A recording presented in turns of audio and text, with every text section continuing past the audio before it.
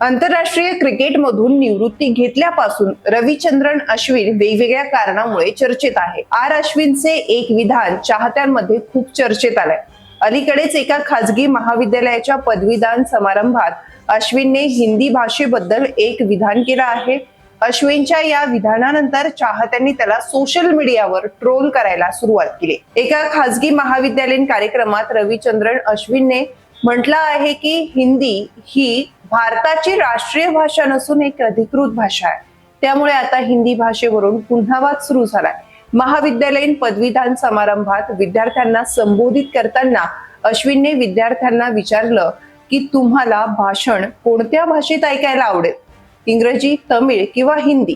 अश्विनने तिथे उपस्थित असलेल्या विद्यार्थ्यांना सांगितलं की मी तुम्हाला सांगतो की हिंदी ही आपली राष्ट्रभाषा नाही, ती एक अधिकृत भाषा आहे. अश्विनच्या या विधानाची सोशल मीडियावर जोरदार चर्चा सुरू झाली आहे. काही वापरकर्त्यांनी अश्विनने फक्त तथ्य मांडल्याचं म्हटलं आहे, तर काही जण त्याला अनावश्यक वाद म्हणत आहे. अश्विनच्या विधानामुळे खरोखरच वाद निर्माण होईल की ते फक्त सोशल मीडिया पुरतं मर्यादित राहील ते पाहणं महत्वाचं असणार आहे. पण पुन्हा एकदा अश्विन त्याच्या बोलण्यामुळे चांगला चर्चेत आलाय. काही चाहते सोशल मीडियावर अश्विनवर सतत राग व्यक्त करत आहे. भारत हा विविधतेने नटलेला देश आहे आणि हीच त्याची सर्वात मोठी ओळख आहे. तेथे अनेक भाषा या बोलल्या जातात, लिहिल्या जातात आणि वाचल्याही जातात. अशा परिस्थितीत एका भाषेला राष्ट्रभाषेचा दर्जा देण्यात आलेला नाही. भारतातील मोठी लोकसंख्या हिंदी भाषिक आहे, परंतु मोठ्या संख्येने लोक हिंदी बोलत नाहीत आणि समजतही नाही. रविचंद्रन अश्विनची कारकीर्द काय आहे ते आपण पाहू.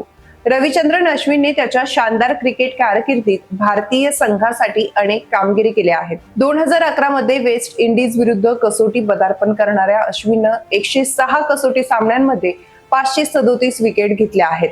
त्याचं नाव भारताच्या सर्वात यशस्वी फिरकी गोलंदाजामध्ये समाविष्ट आहे. तथापि 2021च्या बॉर्डर गावस्कर ट्रॉफी दरम्यान त्याने आंतरराष्ट्रीय क्रिकेटमधून निवृत्ती घोषित केली. तथापि 2021च्या बॉर्डर गावस्कर ट्रॉफी दरम्यान त्यानं आंतरराष्ट्रीय क्रिकेटमधून निवृत्ती घेतली आहे. मित्रांनो, तुम्हाला हा व्हिडिओ कसा वाटला हे आम्हाला कमेंट करून नक्की कळवा आणि अशाच माहितीपर व्हिडिओसाठी चॅनलला सबस्क्राईब करायला विसरू नका.